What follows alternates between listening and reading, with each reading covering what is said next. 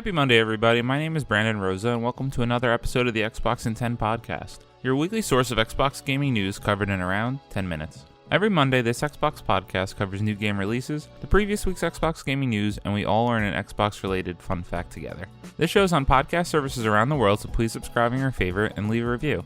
Xboxin10.com, no numbers, is your quick source for links to all of our podcast destinations and social media profiles, which you can follow at Xboxin10. To start, let's talk game releases. The big games out last week were the Jackbox Party Pack 6, Stella, Felix the Reaper, Return of the Obra Dinn, and Plants vs. Zombies Battle for Neighborville.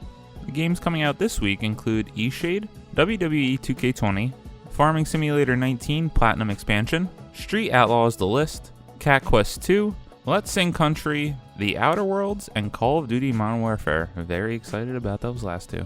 Now onto last week's biggest news stories, and we have 10 to cover this week. Number 1. Call of Duty Modern Warfare will have a battle pass instead of loot boxes. Matt Kim at IGN writes, Activision and Infinity Ward are doubling down on their commitment to not have loot boxes in the upcoming Call of Duty Modern Warfare, with the announcement that it will instead feature a battle pass. The new system is almost identical to other battle pass systems found in games like Fortnite. In a newly published blog post, Activision announced that it is introducing a new battle pass system, not a loot box system, to Call of Duty Modern Warfare. The news comes after Infinity Ward announced that the studio is not developing a loot box system for Modern Warfare, despite rumors and leaks suggesting otherwise. Quote, the new Battle Pass system will allow players to see the content that they are earning or buying, Activision writes. Battle Passes will launch timed to new post-launch live seasons, so you can unlock cool new Modern Warfare themed content that matches each season. Activision also says that functional content that impact gameplay and game balance like base weapons and attachments will be unlocked simply by progressing through the game and not a Battle Pass. Quote, there will be both a free stream and a premium stream of content in the Battle Pass system in Modern Warfare. New base weapons will be earned through gameplay simply by playing Modern Warfare. Functional attachments for base weapons can be unlocked through gameplay as well as just like in the game's beta. Instead, the Battle Pass and in-game store will feature cosmetics that do not impact game balance. Really great news to hear. I loved Call of Duty Modern Warfare Remastered that came with Infinity Ward, but could not believe that they added in new guns that altered the fundamental gameplay and made those accessible and obtainable through loot boxes. A horrible decision that really impacted my desire to want to play that game online and competitively with my friends. Number 2. Here's how Call of Duty Modern Warfare's multiplayer progression works. Jeremy Winslow at GameSpot writes, Activision has divulged details about Call of Duty Modern Warfare's multiplayer progression system. While it sounds fairly straightforward, developer Infinity Ward has implemented a new way to rank up. The publisher shared a blog post outlining how player progression works when Modern Warfare launches on October 25th. Modern Warfare will feature 2 progression tracks, Enlisted and Officer ranks. Gaining experience by completing weapon camo challenges, multiplayer matches, special operations and missions, daily challenges and challenge missions will increase your Enlisted rank. There are 55 Enlisted ranks to reach, each unlocking new weapons, equipment, perks, field upgrades, and kill streaks. Like previous Call of Duty titles, loadout options are limited until reaching Private 4, Rank 4, which unlocks the customizable loadout feature.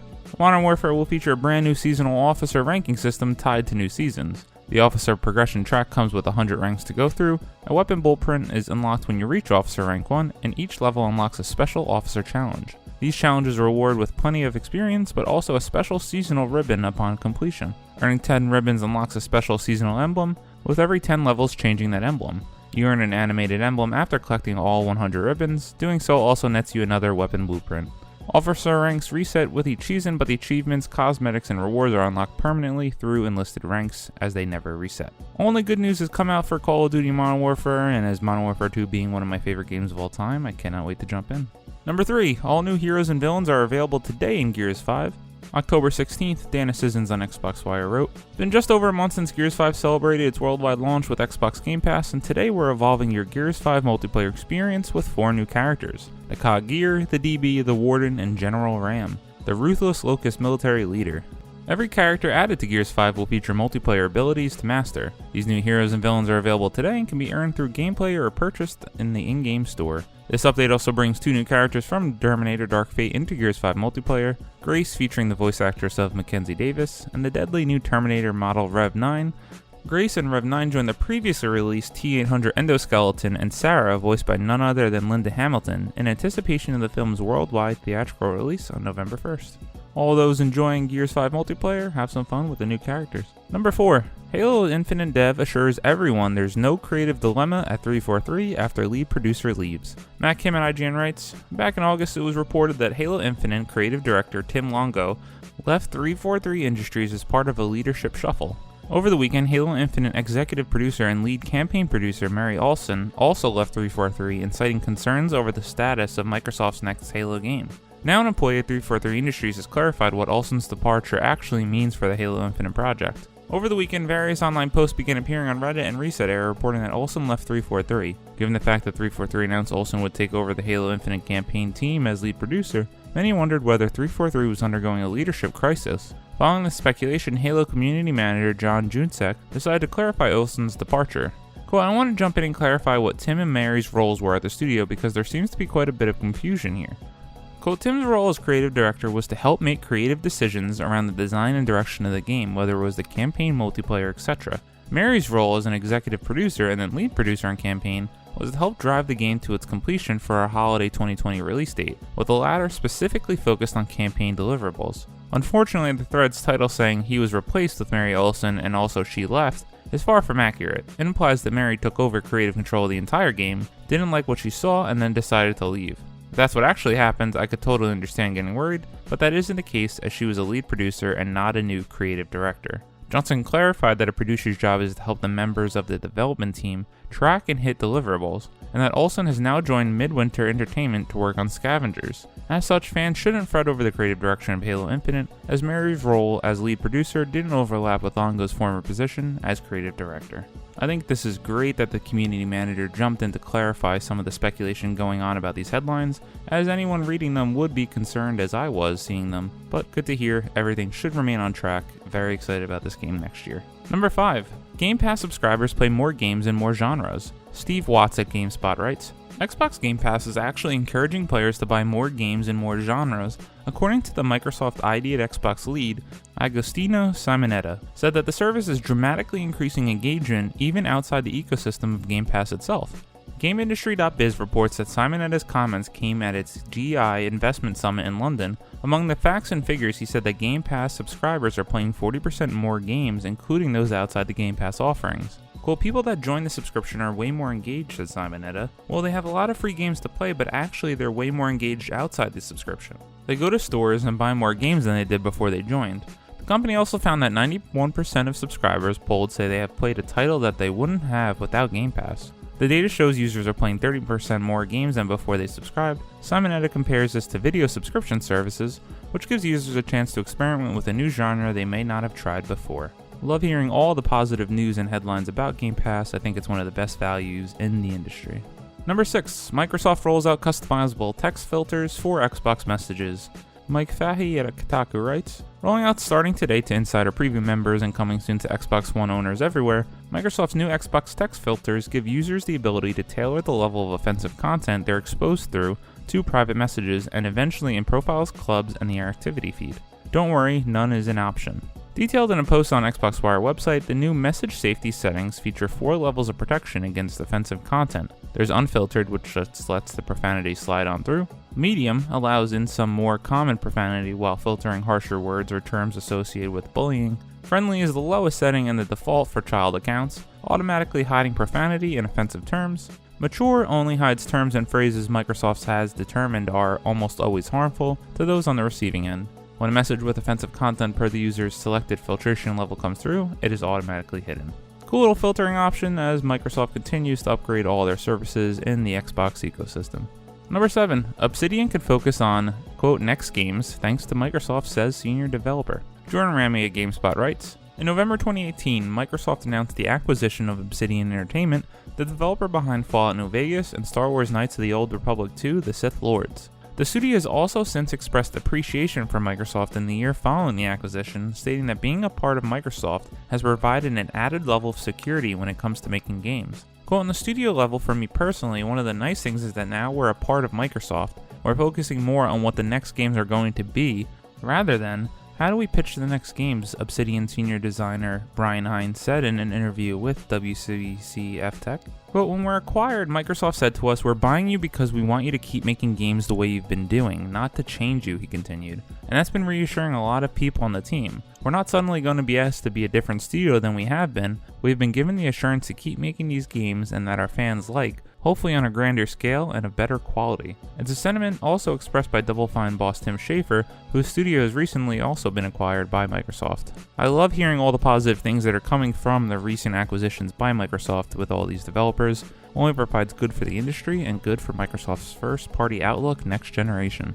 Number 8, Fortnite is back, but it never really went anywhere. Matthew Adler at IGN writes, Fortnite is back for another round with Chapter 2, which launched, again, worldwide yesterday, after a massive world-ending black hole event dubbed The End consumed everything, which included the previous island, lobby, and game itself.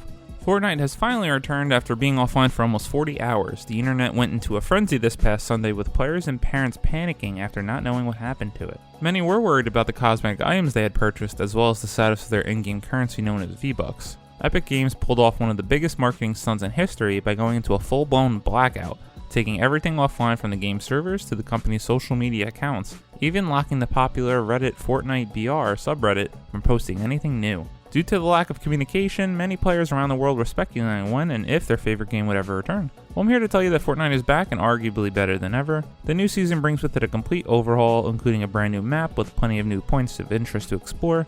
Besides the new island, there are even new water-based mechanics including swimming, speedboat combat, and fishing. But Epic's best new addition is actually a subtraction. It simplified the game considerably, removing much of the clutter like the convoluted and confusing loot pool, and really boiling play down to its core roots. If Season 10 was a celebration of everything Fortnite achieved over the years since launch, Chapter 2 is a return to form.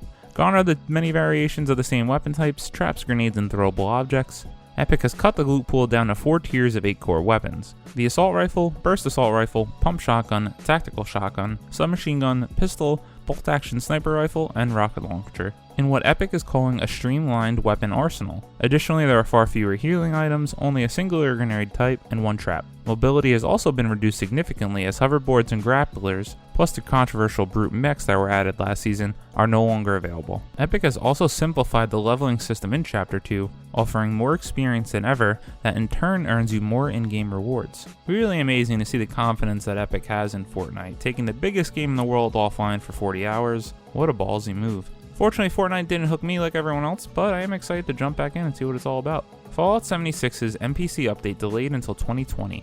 The Wastelanders update for Fallout 76 was revealed at this year's E3. The free update adds human NPCs to the game as much requested feature by the Fallout 76 community. Unfortunately, Bethesda has delayed the expansion until the first quarter of next year. Wastelanders was due to be released this fall, but it looks like the Bethesda aren't quite ready to release it just yet, as detailed on its own website. Quote, it's going to need more time to be the best, most polished update it can be. We've continued to reevaluate and change our processes to make sure the work we're doing hits our quality bar and yours. We apologize for this delay, but know it will be worth the extra time.